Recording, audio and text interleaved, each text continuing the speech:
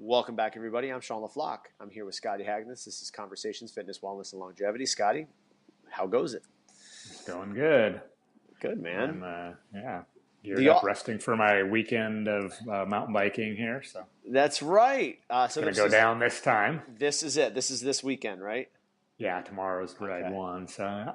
Very cool, my man. And you have somebody come along with you this time, or are you going solo? Yeah, I have a friend that's done it all the years except last year's. Yep, I remember that. Back in action. Yeah, I hurt his back a few weeks ago, but he's unknown way, and he's fine now though. So. Okay, very good. I just want to kind of briefly pick up where we left off last week. So last week we were talking about how the breakdown of the workouts on a coaching basis and how to train specific aspects of the tests that the Masters CrossFit Games, went into. The first workout being a run, swim, run. The second workout being a max snatch. The next day, it started out with the assault bike overhead lunge. Then we went into the last test of the day was second one was the obstacle course. The second one on Friday was the obstacle course. The last one was 50 chest to bar pull-ups, 40 toes to bar, and then 30 clean and jerks with 165. We got into, and we went on a bit of a tangent in terms of how to actually train that type of test, where it's a longer aerobic power workout that finishes with a barbell cycling, moderate to high CNS type movement. And we talked about how, some methodologies of how to actually train that. But I came across a couple of posts recently, and I want to, ask you about it and see what your thoughts are. So the guys at Training Think Tank are starting to use the moxy, or have been using the moxy tester for a while now. And, they did it on more novice type athletes, various type athletes, game or regional type athletes, all this kind of stuff. And one of the things that they're finding, and they're going to be presenting at the Moxy Summit, is how the limiter doesn't seem to be localized mitochondrial or like blood getting to the muscles. What seems to be the limiter is actually more upstream in the ability for the heart and lungs to exchange enough oxygen and CO2 at a rate that allows you to sustain the output aerobically. Does that make sense? Yes. Okay, so just me throwing that at you, what are some of the things that come up off the top of your mind? We don't have the internal engine perhaps developed enough or appropriately to sustain the type of efforts that we're asking ourselves to do. It would appear, and this is sort of my experience, like I touched on last week, that several years back when the Moxy first came out, we were playing with it here as well. Unfortunately, I wasn't able to purchase one here myself, but I had someone else's that was testing. And it was the same thing. It was not a limiter. We can apparently develop the ability to use it locally fairly well. However, most people haven't built that engine or don't have that in order to use it. So pulmonary, cardiorespiratory, the delivery system.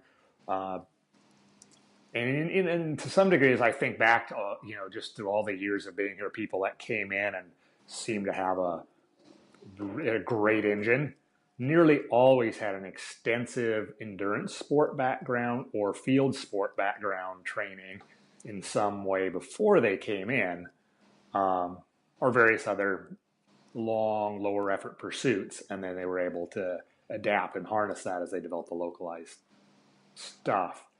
People without that seem to be blunted in their development unless they go out and do it. But since that was never something that was really pushed as being important too much until more recently, you saw people ceiling because they simply couldn't use what they were capable of doing, getting oxygen to the muscles essentially.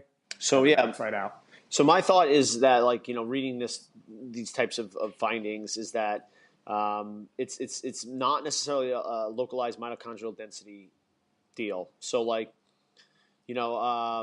Jamison's high intensity continuous training, almost trying to create more of an aerobic type muscle, probably has some merit. But just like thinking about that off the top of my head, because the purpose of it is to increase mitochondrial density in fast twitch muscle fibers.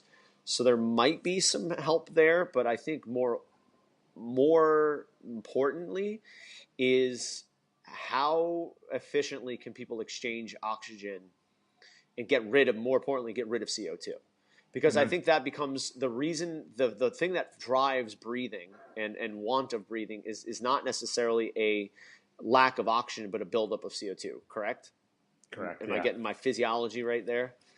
Yeah. So if that's the case, if we're not getting rid of CO2 quick enough, or we're not driving it out quick enough by actually getting some oxygen into the localized cells, right? So localized like muscle.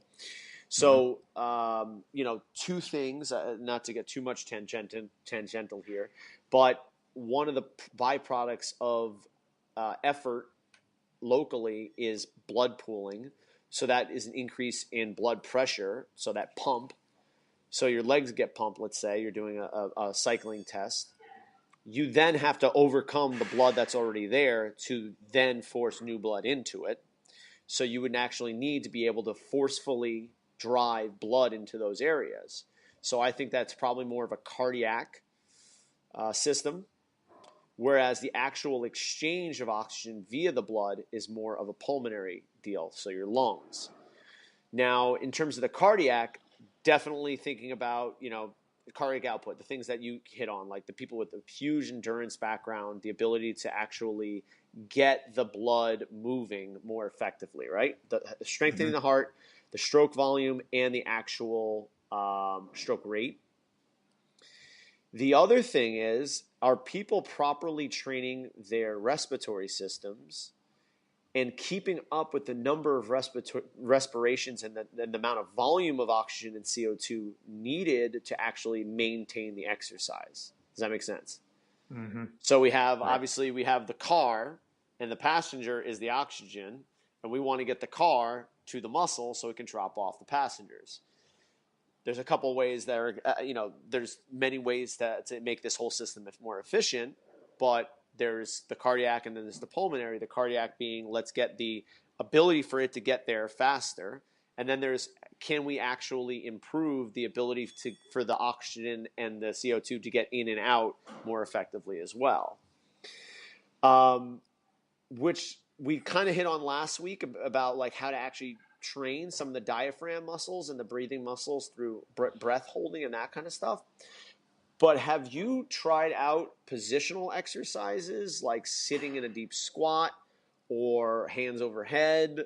Have you tried any of those methods in terms of trying to do the same thing in terms of learning how to breathing there? Breathing in those positions? Yeah, I haven't explored like every version of them, but the expansive breathing done in a squat is a great position. Lunge is one. I've typically used it. Absolutely any form of overhead, press, jerk grip, snatch grip, all that would have merit. Another really difficult place for many folks to do it is go try this hanging from a pull-up bar in a hollow position and see how that goes for you. Yep. So there's lots of positional things, and people may find they can do it in some positions significantly better than others, but it has value in all positions. Yeah, my mentee and I did a positional breathing exercise workshop last Friday, and that was actually something that we hit on, was like, all right, let's see what a front plank position looks like. Such an elementary position for most people. Now, can you actually sustain this for a prolonged amount of time by allowing oxygen to actually get to the muscles and be able to hold the contraction? So what goes first? Does your muscles go first, or does your ability to breathe within that position go first? And most likely it's your ability to actually breathe in that position, which again, when you take that position and you make it upright and you say, okay, time to put a jump rope in your hands, and they say, why do I gas out so easily on a double under? Well, are you in an extended position during your double under? Are you able to maintain your posture without having to use bigger muscle groups that go quicker? And can you actually develop your breathing muscles enough that you can actually breathe while doing double unders? Mm-hmm. That one is just like a simple little test of like, basically hold your breath do 50 double unders, and then see if you can do that again. Like most people cannot because they can't figure out how to breathe in that position. I think we've also hit upon the fact that it becomes a very sympathetic drive, and the fact that when you're trying to count and breathe at the same time and not trip over your rope, that also becomes more of a challenge as well. Yeah, totally. There's a lot of reasons why double unders activate the sympathetic nervous system, and therefore down goes your skill and you trip. But also, I mean, how many people barely breathe in double unders? Right? They're so focused on everything else, or they're so no breathing. I mean, well, yeah, of course you're going to gas out. You're not breathing. Yeah. So like I used that, and then I started looking at a lot of other movements, and like, you know, anecdotally, I had one of my athletes doing row repeats, and I had them like, I let him do the first one, let him do the second one, and then I said, okay, what I want you to do is focus on getting big exhales during this last set. Because I observed in the first couple sets, the first one, they were able to kind of cruise through 1,000-meter repeats. Second one, when they got to the 500-meter mark, you can see them start to exert more to sustain the effort.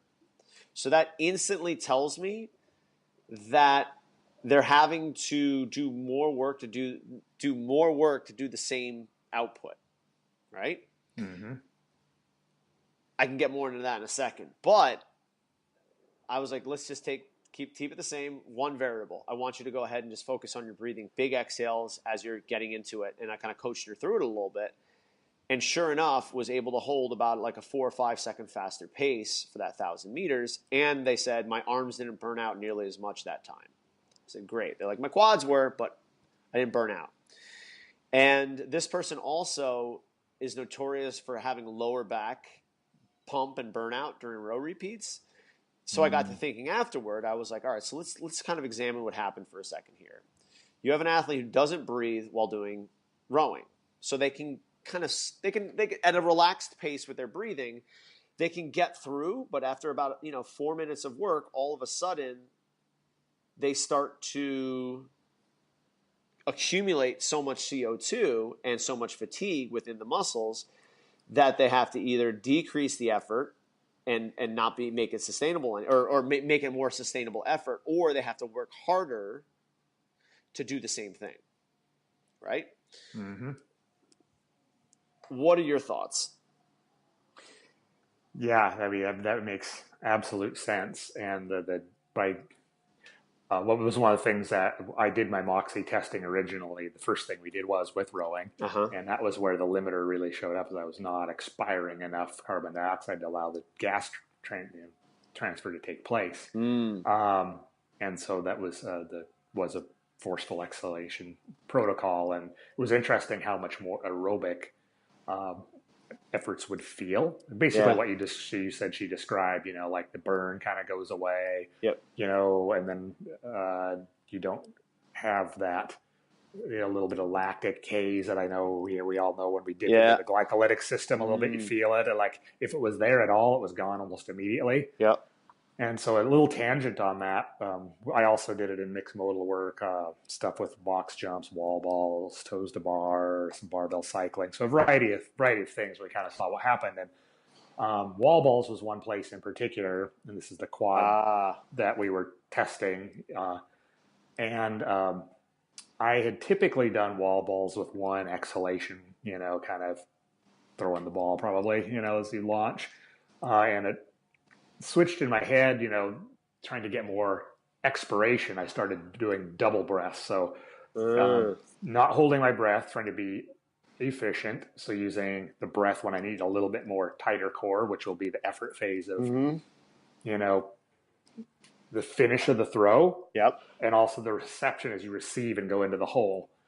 So I'm allowing the effort of the movement to expire the air for me. And I'm no longer actually attempting to breathe in and breathe out. I'm allowing the movement to do the work for me. Yeah. And it would naturally lead to a double exhalation. And the effect on that was pretty incredible, how much bigger sets and feeling more aerobic that made the movement, and that it changed the moxy reading. And then I shared it with people in the gym, just people in class. I was one guy, an older gentleman, but a pretty fit dude for 60 something, and he was just floored how much easier it made wall balls for Oh, him. wow. And he was smoking so many younger guys. It was kind of the thing I just was talking to him one day and shared with him, and he came back and he said, he Wow. was so stoked. I told him that I can beat all these guys now on wall balls because they're easy. Yeah. But it was just a matter of exchanging the gas in a different manner, taking that extra breath, and boom, Yeah. big change. And it's interesting because, one, the back pump and burnout most likely comes from the fact that her legs and arms are already burnt, so she's got to recruit other muscle groups. So you're like, why would you, like, one thing is if you have poor breathing mechanics, you could possibly be recruiting your lower back and lats too much to actually breathe. But they're probably doing some breathing work, breathing work. But then the other thing is that they're doing extra work because the arms and the legs are already burnt out. So it's like, I got to be able to stay in this pace. I got to figure out a way to do that. So that's kind of like what happens there. The other thing that I noticed is, and it's I kind of think back, and so like retrospectively, is that a lot of people, as soon as they start to fatigue, will start to drop their stroke rate.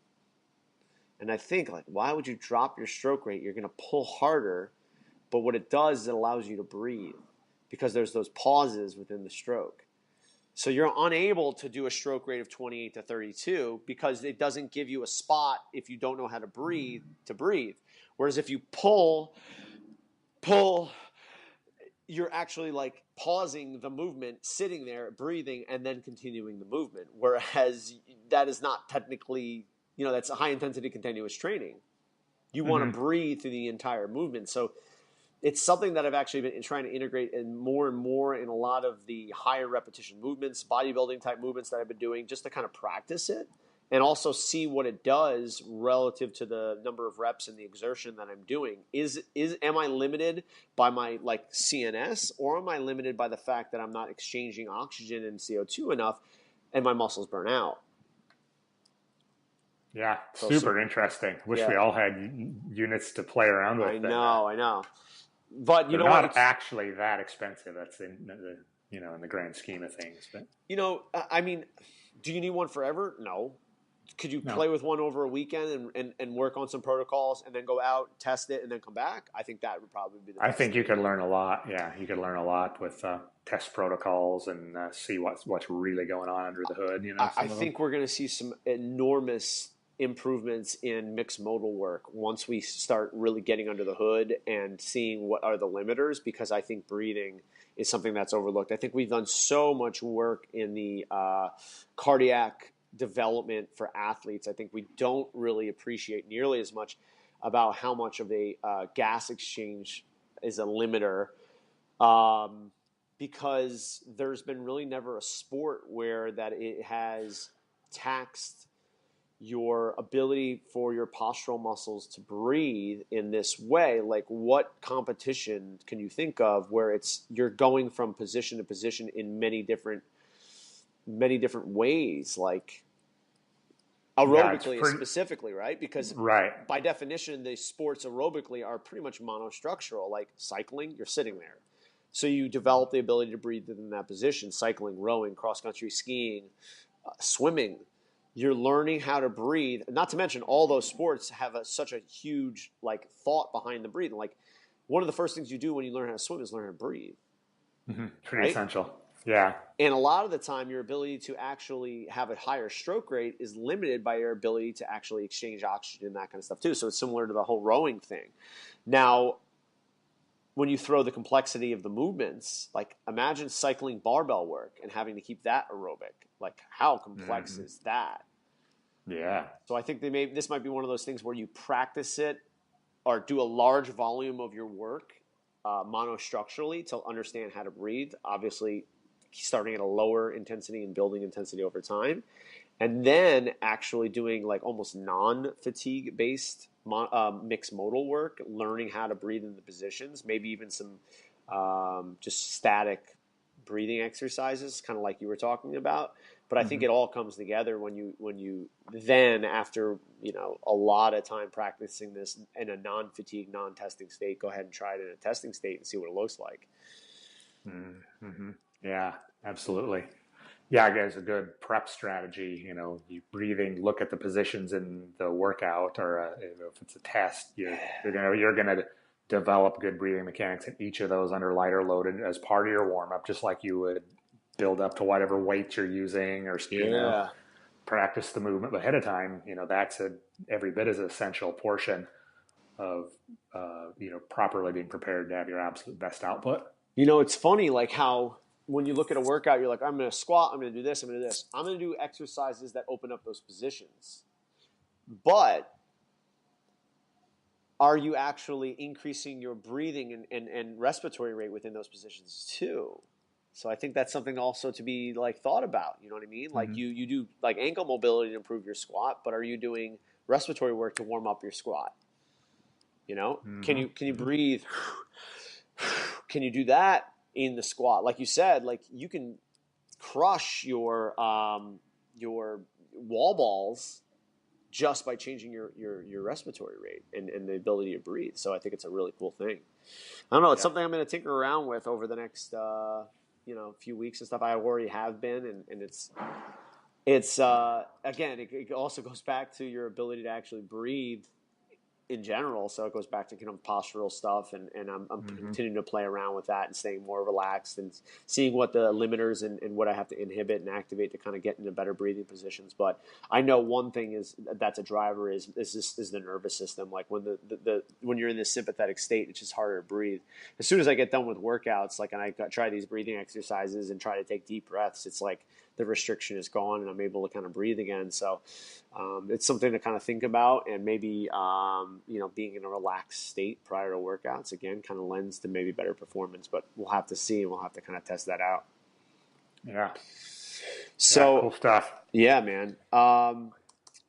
We run into the weekend. Yeah. So Saturday rolls along, and the first workout on Saturday, I believe, was so the first workout. So that was it was a double under power snatch workout, not too dissimilar from 11.1, 11.2. I think they did it 3 times. The 10-minute. Oh, 14-1 and 11. 11-1, 14-1. Yeah. Yeah, Same. the 30 double unders, 15 power snatches. So this was 15 snatches, 50 double unders, 3 rounds. 4 rounds, excuse me, 4 rounds. 4 rounds. This was brutal. Like, I looked at that word on paper, I'm like, oh, that's going to hurt. But the load was light enough for Myra where that wasn't going to be as taxing aerobically for her, so she can kind of just get away with maybe holding her breath and just going. And we had been working on a lot of double underwork since she was exposed in a workout that we tested 2 months prior. We did the triples from 2013-14, the 300 double unders, 3,000 meter row, 3K or 3 mile run. Oh, yeah. Yeah. So we did that, and she was abysmal on the double unders. So that was something we worked on for 2 months, really working good long sets of double unders, making them efficient. And she went unbroken throughout the entire workout. We had tested it prior in the week before this workout. She went unbroken, so she was confident that she'd be able to do it. So with the transitions, she was still able to do it unbroken, no real rests or anything like that. Her transitions were her rest. She did phenomenally. The thing that became a limiter is just the ability to cycle the barbell relative to the other athletes. She did the entire workout unbroken. I think she finished 8th. Wow. So smaller athletes, Yeah. barbell Starts to cycling. add up. Yeah. Yeah, but also the ability to actually sustain a contraction speed without spilling over. Mm-hmm. And that's something I put in the back of my head because I'm like, okay, that's something we're definitely going to need to work on. And I hopefully it doesn't come up again this weekend where it's just contraction speed is the limiter in terms of her performance. So, she finished 8th. I think she finished like 5 seconds behind like 3rd. So it's like, all right, you did it unbroken. You did exactly what you wanted to do. Let's move on. Second workout of the day was not so good. This was the 4 rounds for time, 12. It was a 400-meter run with a vest, 24 air squats, 12 burpee box jump overs to a 30-inch box. You're allowed to use your hands. This is where we got exposed. Yep. Burpee box jumps. Burpees in particular for Myra, but I was shocked at how many athletes were flying through this workout. Like the run right into the squats, right. And these girls, even Myra, who is not slow by any means on these burpee box jump overs, they were crushing them, and then getting done with the burpee box jump overs, and then going right back to a solid pace on the run.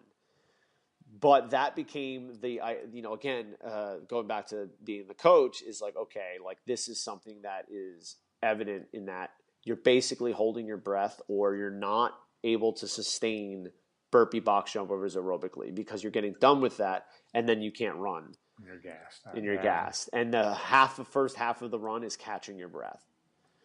So, I think she finished like 16th or something like that in that out of like 19 athletes who were remaining. So she did not fare well there. I was like, I did not expect that. But I mean, I that's pretty much as good as she was going to do. She was flying on her burpees and that kind of stuff, maybe pacing it a little bit better on the front half. But I know the type of athlete, the longer the workout goes, she's just going to be suffering longer and longer. How long did that one take roughly? You remember? I think it was like an 18-minute cap, I want to say. Maybe even a little bit more. I mean, I could find that out, but I can check it out. Yeah, no, I was just curious off the top of your head what that would have been. Not 100% sure, but it was also with the 14-pound weight vest. I think it was maybe 14 something. No, 14:46. I think her time was, or something like that. I was going to guess that was going to be roughly what I would. Think for that level of athlete, maybe, Yeah. And again, like, that was basically as good as she was going to do. But that right there in a microcosm is why she doesn't make regionals. Like, Becca Voigt came up to Myra. She goes, so you've been to the games before or the regionals? She goes, nope. I was on a team once to regionals. And she was like, are you serious? Because this was at the point when Myra was in first place throughout the weekend. And she was like, wow. After that event, I think one of the other athletes came up to her. She's like, oh, so you don't have an engine. And she was like, yeah, I'm not good at burpees. And, and a few of the other athletes really weren't good at burpees either. And you can see why, like, they're very well-rounded athletes, but they just can't sustain output through burpees. So, Scott, that's something we're working on right away. That's one of the first things we started working on this off season, and I tried to do it in a longer aerobic piece. So I did double unders, burpee box jump overs in the 20-inch box, and then 200-meter run. So really making movements challenging, because double unders are challenging to keep sustainable. Sets of 50, running 200 meters, which is no short distance, and then 10 burpee box jump overs. I did it with her, and I set the pace. And I have been, developing high aerobic work over the last, 2 to 3 months. And my pace lasted for 12 minutes. Her pace lasted for about 5, and then she was hurting. And, I asked her afterward, I'm like, so at what point did you really start to hurt? And she goes, I looked at the clock at about 4.5 minutes, and I go, this is going to be a long 12 minutes. And I go, that's probably, that's exactly what I anticipated. So then we had a 6-minute rest and then did it again. And I think I improved by like 10 double unders, and her performance dropped off significantly, like probably about a minute less of work or something like that. And I'm like, this isn't the right prescription. I was like, she's just going to learn how to suffer more. Pushing a reliance on that anaerobic side, or at least slow glycolysis. So how to make it aerobic. All right. Is there breathing mechanics poor on the burpee box jump overs? So that's something that we looked at. Again, all right, so picking your brain about this. So what are some of the things that you would look at based upon that result? Well, knowing the engine, I'm thinking overall probably breathing in some capacity, but I would really look to those movements specifically and see what, really trying to watch, observe, and see what could be going on there and what could be done to make those more efficient. And, it could be just literally skill work. I mean, they seem like they're such simple exercises, but if you can't get full excursion of air in a relaxed manner. Relaxed manner too. That's the key. I mean, there's people routinely use so much extra tension to accomplish things like burpees. And they rarely show up for speed or power. So that's not the correct way to get them done. And just that alone, can certainly help, but it's a different mindset. Exactly. I think you hit the nail on the head there. It's not that people do them fast. It's just they keep at the same speed and they never slow down, and it becomes aerobic. It becomes sustainable, and they get up and they do the next thing. But yeah, so this week the prescription I gave her, because again I wanted to kind of hear what your thoughts were prior to me giving what I changed it up. So she was supposed to build volume in the same way, but I was like, there's no way she's gonna be able to build volume this way. So what I did was I did an EMOM, 30 seconds burpee box jump overs. And then on the opposite minute, I had her do a 100-meter run. And the emphasis was focusing on breathing mechanics throughout. So really reducing it down, but putting volume in. You know what I mean? 20 minutes, so that's 10 sets of burpee box Large jump amount, overs. yeah.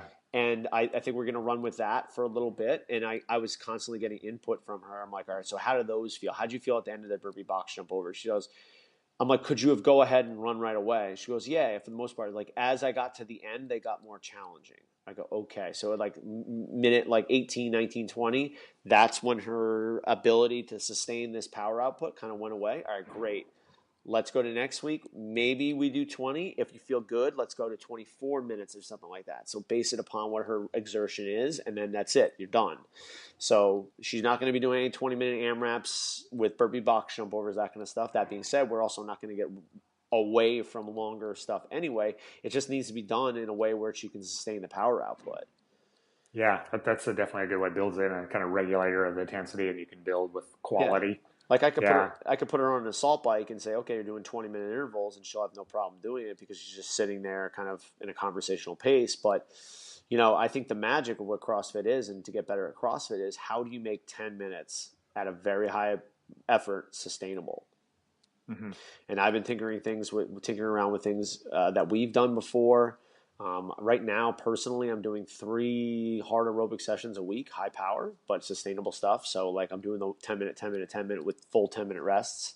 Mm-hmm. Yeah. On the row. Nice bike, kind of threshold work. Yeah. And then I'm doing like 30-second work, 30-second rest, 30-second work, 30-second rest, but on 2 different modalities, but making them aerobic.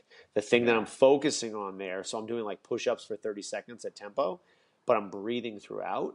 And then I'll do an assault bike for 30 seconds, but I'm breathing throughout, staying relaxed and keeping it aerobic. So would it be a 1-minute max pace? No.